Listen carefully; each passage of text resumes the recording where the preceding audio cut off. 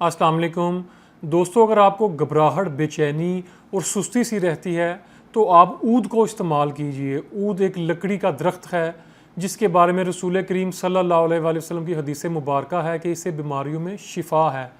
ऊद दिल को कुव्वत देती है और घबराहट और बेचैनी को दूर करती है। इसके इस्तेमाल से तबीयत को सुकून मिलता है। ऊद लीवर फंक्शन को भी रेगुलेट करती है और लीवर इनलार्जमेंट में भी प्रोटेक्शन फ्राहम करती है।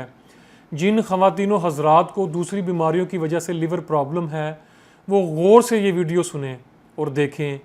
इसका मैं आपको तरीका इस्तेमाल बताता हूँ। सबसे पहले आपने इसका ऊद का पाउडर बना लेना है, सफ़ूफ इसका बना लेना है। इसके कैप्सूल फिलिंग करके 2 कैप्सूल रोज़ाना आपने ताज़े पानी के साथ लेने हैं।